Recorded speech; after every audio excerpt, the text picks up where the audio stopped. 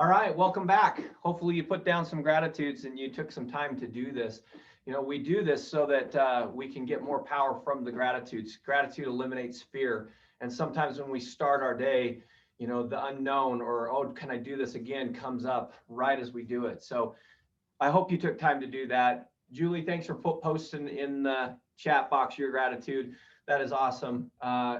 Hearing gratitudes even helps people out. So throw some gratitudes up in the box. I'm super grateful for the time I had with my family this last weekend and just being able to see the joy. I have three little kids, and Christmas for them is just super special. It makes it special for the parents as well. So I'm grateful for that. I'm grateful for the chance to speak today and to give you a message. And I was thinking about this last night, and there was something that George said a couple weeks ago, and he was talking about details and successes in the details. And I wanted to go into this a little bit more. And so I was watching this documentary a couple months ago, and it's called Breaking Two. And it was a documentary about marathon runners that were trying to break the 2-hour marathon time period.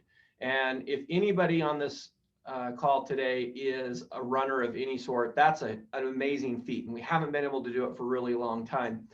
And they made this documentary because they wanted to see if they could break this. And so they got all these top runners together, and they found the best in the world, and they gave them the best gear, and they gave them the best training, the best nutrition, everything. They even made it so that there was a car in front of them that would project a light onto the road, and all the runner had to do was chase the light in the road, and if they could stay with the light, they would break this 2-hour marathon time period.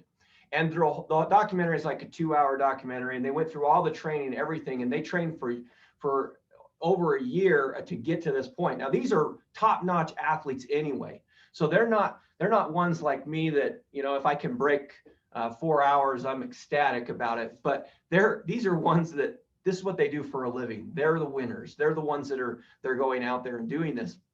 And at the end of the documentary, I'm going to ruin it for everybody, because if you haven't seen it yet, you're probably not a runner, but you can still get a lot from the video. But they come in at the very end at 2 hours, 0 minutes, and 25 seconds. So they did not break the 2-hour marathon. They were off by 25 seconds. Now think about this. 25 seconds over a 26.2 mile run is less than 1 second every mile too slow. 1 second, like just like that. If they could just go that much faster every mile, they would have accomplished this feat, but they didn't accomplish this feat. So how does this relate to us? Because not all of us are going to be runners. Not all of us ever aspire to breaking the 2-hour marathon, but some of us are trying to break records. Some aren't, and that's okay. But it's the successes comes in these details. They were very specific on what they were trying to accomplish. They were looking at this and saying, we want to accomplish a certain goal. So we went down to the very specifics. They were looking at testing clothes in wind tunnels so that they could see the drag on the clothes. They were looking at shoelaces to see if the running with the resistance of the wind on their shoelaces would slow them down that split second every mile. You know, they were looking at every single detail to make this possible for them. Are we doing the same thing in our real estate business? Are we wanting to be successful at a level that we look at as breaking records for us? See, not everyone's going to want to sell 100 homes. Not everyone's going to want to sell 50 homes, but there is a level for us. There is a level that we each want to accomplish. We want to get past that level. So when we look at that and we say, how do we get past that level? It's in these details that we can actually accomplish the goals and the dreams that we have for ourselves. So I was thinking about this with details, and I came up with an acronym which I thought was helpful for me, because I think it applies here. And I want to talk about this. There's 4 things to this getting into the details and how we can focus on these details. So it's an acronym I call just REST, R-E-S-T, because in order for us to perform at our highest level and for us to be able to break the records that we have, there has to be an element of rest. And sometimes we'll argue about this and we'll say, no, I want to go, go, go, go, go. I'm going to go all the time and I'm not going to stop. But remember, it's in the rest and recovery that we actually make our growth. If anybody's ever lifted weights on this call or done some kind of exercise, it's not in the pursuit or the lifting of the weight that's getting us to that level. It's the breaking down of the muscle and the relaxing and getting to grow back up. That's what it really comes down to. It's that rest. So I made this acronym REST, and we're going to go through this one by one because this will help you focus on the details. Because right now we have this span between Christmas and New Year's. Some people have this thought that I cannot start a new goal until day one, like January 1. It has to be day one.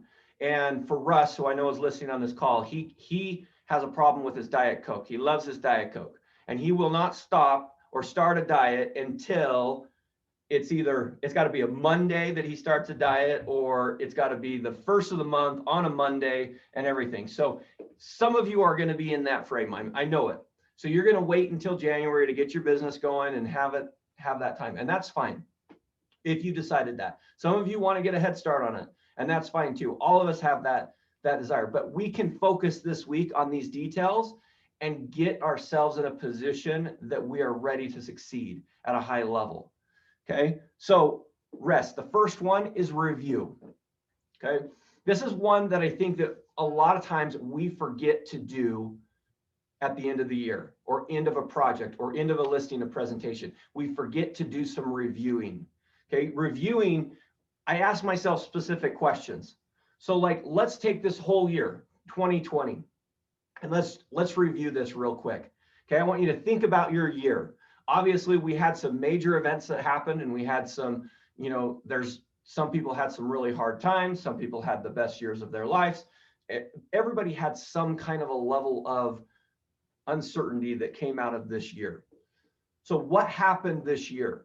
Really reflect on this. Write these down. What happened for you this year? Did you have a good accomplishment? Did you have a great year? Did you see things that you weren't expecting to have? Did you hit your goals? Did you not hit your goals? This is not about let's be happy or sad about it. Let's just write down a review of what happened this year. We want to make sure that we know exactly what happens. Okay. The next question you can ask on your review, what are you proud of? What are things that this year you're really proud of? Things that made sense for you, things that you accomplished that you're super excited about. Like, really write these down. Be specific on what they are. Some of us go through our days and we forget that there's wins every single day. I sat down with an agent just last week, and I asked them, I said, well, give me a win for the day. And they're like, I don't have one for the day. I said, well, give me a win for the week. I don't have one. I said, well, that's sad. That's sad that we're going through a whole week and we don't even know one thing that was a good thing that happened. It doesn't need to be major. It doesn't need to be that way. But think about that. This year, have you written down all the things that were good, the things that you're proud of? Another question you can ask yourself is, what big accomplishments did you have this year? Did you accomplish your goals? Did you accomplish something you weren't expecting to happen? Life has a way of changing directions. I heard this statement a week or so ago about, I think it was Gary Vee. He was put it on his Instagram, and he just said, so many people are wanting this year 2020 to end, and it was the year that woke them up. It was the year that got them to think, that says, hello, I have to do things differently. This is something that I need to do. And we're trying to get through this year as fast as possible. But we forget that there's some lessons that could be learned from it. How sad do you think this would be if we ended this year, life went back to normal. And this year, we didn't learn the lessons that were here for us to learn. How sad would that be? And unfortunately, there's going to be a lot of people in this country and this world that will not learn the lessons that they need to from this year. They won't learn them. And that's the thing that I want you to stop and reflect on. If you want to break the records for yourself, take yourself to the next level, it's in these details, and it's understanding what's happened in the last year. So the first one of rest is review. You know, we got to review this year. Take 5 minutes, take 10 minutes this week, and just look and see what happened so that you're aware of that. Okay. Number 2, the E is evaluate it. Okay. What is good? What happened that was good? Define those things. Like, were you able to prospect consistently for a while? Were you able to see those results? Look at every transaction you did and try to trace it back and go, you know, what led to this transaction? Where did it come from? What did I do? Even if it came from your sphere of influence and they called you out of the blue, you did something. You did something right for them to call you. Otherwise, they would never have called you.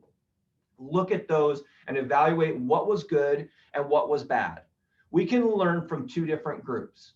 We can learn from the group that failed, and we can learn from the group that succeeded.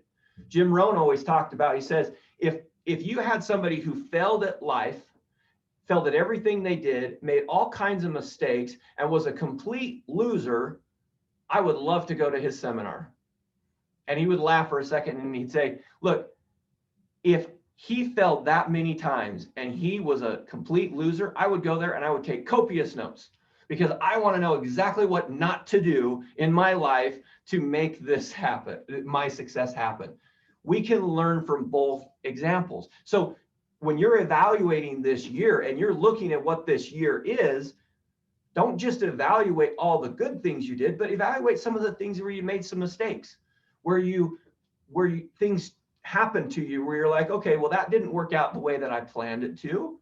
And we can learn from it. You cannot learn from something you're not evaluating and you're looking at. So the first one, we're reviewing the year. We're just reviewing it. The second one, we're going to evaluate what we've done, and we're going to look for those good. So what went good, what got us the success, and the activities that got us there. And we're going to review those. Okay. Number 3 is simplify. Okay. We want to simplify our daily tasks. We have so many things as agents to do. We get up, we say, oh, I got to practice, I got to role play, I got to prospect, I got to do all these things. And then you just break it into the practicing and say, well, there's 12 essential skills and I have to be good at every single one of them.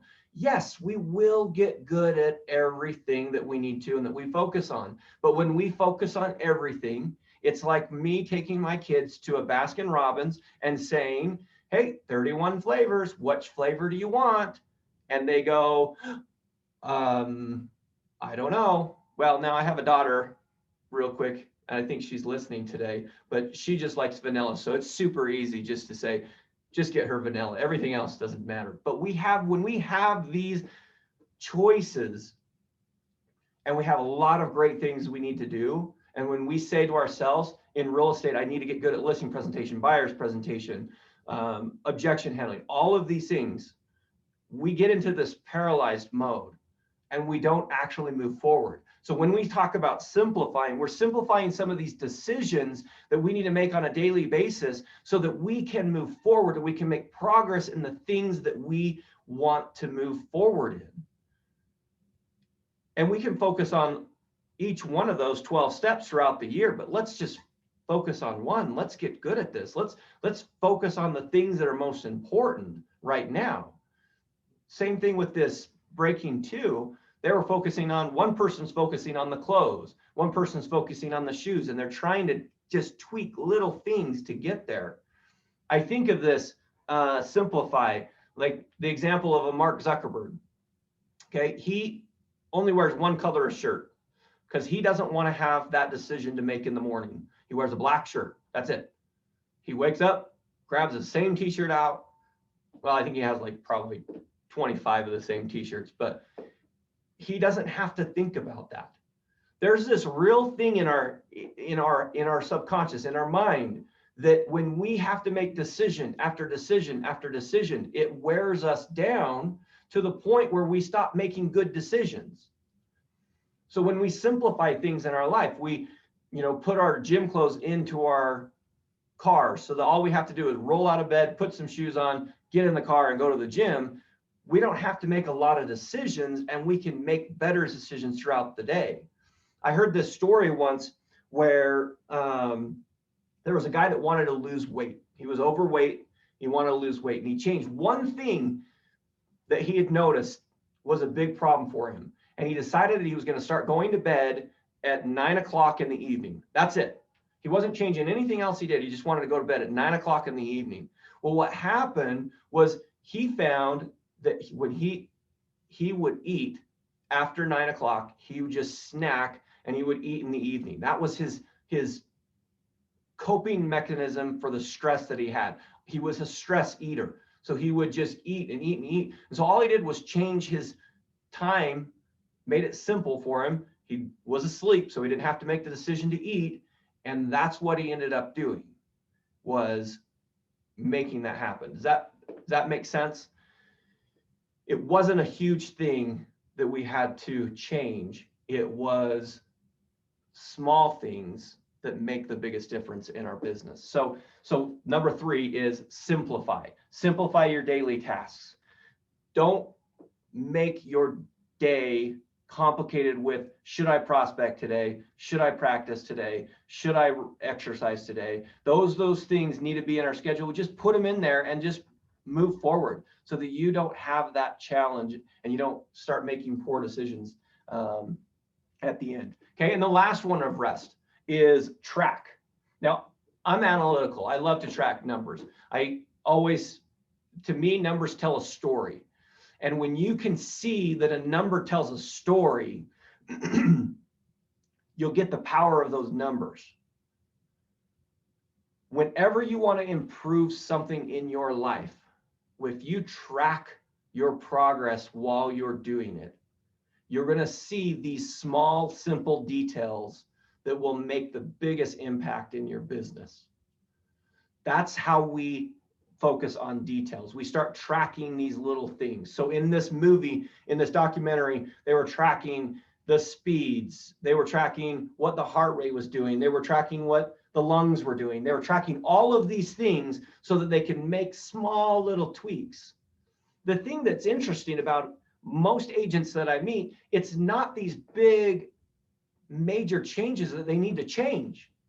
They don't need to change the whole thing. They're just small little tweaks when they're prospecting. I get an agent that will come and say, I can't set an appointment. I can't set an appointment. And it's like, well, what are we saying? And they go through the script and they say, okay, well, let's listen for a second. Let's listen to what they're saying. And you tweak little things and you start tracking that. You can track who you talk to. You can track, the number of things you say. There's a lot of stuff. In fact, when I first met George, he talked about using one of these, a stopwatch. So I had to follow his example and I had to try this out myself. But I bought myself a stopwatch. And so when George was telling a story about him prospecting, he tracked the amount of time that he would prospect and actually be in the prospecting mode. So we all know that, okay, I set 2 hours today for prospecting. The first 15 minutes, obviously I have to go use the bathroom, because anybody is going to start prospecting. First thing they do, they have to go use the bathroom.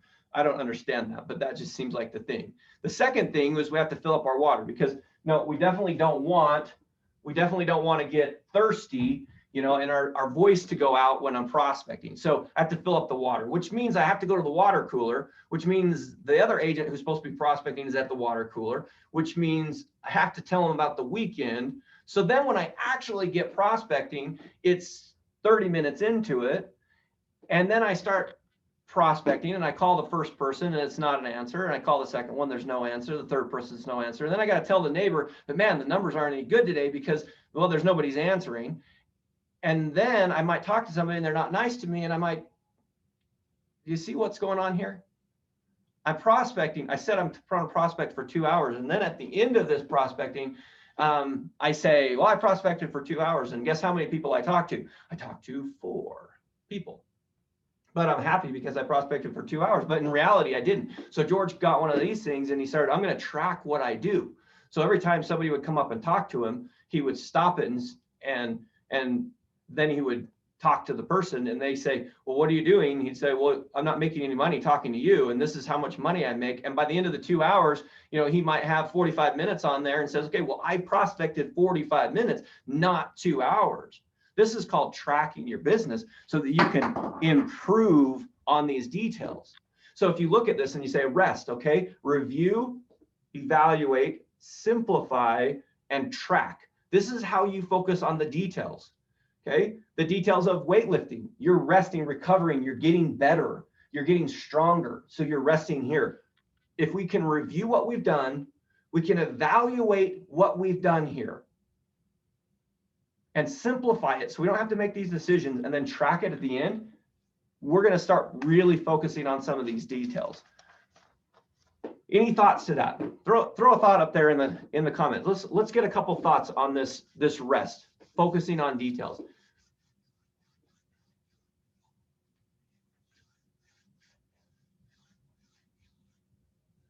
Somebody's got to have a thought. I'm not really sure what. Spot on. Thanks, Rick. I like that. Straight and simple. Did I lose the rest of you? I go on my details rant and you're like, yeah, no, I don't think so. I'll start in January 1st like Russ. Marissa, I love that you said that. You don't need to be happy or sad about what you did. Just write it down and evaluate it. Absolutely. That is such a good key there, Marissa. That's something that if we get caught in on that, we're not going to improve. It's not good or bad. It's just what happens. Okay. So I just want to leave that with you guys this week. This is a chance where you guys can really move forward with your business. If you haven't got your business plan up and ready and you haven't got all your details ironed out, well, spend some time this week and iron it out. You can start this year with Russ on January 1st when he's starting his New Year's resolutions. If you have, great, then work it this week. Be what you need to be this week for your business. This is a great time to reevaluate this and move forward. Okay. So I leave that with you. I just really focus on these details because that's where the success is coming from. We can do this. This next year is going to be awesome. Don't forget about the lessons you learned this year. Move forward for this next year and we'll be great. So I leave that with you. You guys are awesome. Let's do some affirmations and you guys can have a great week.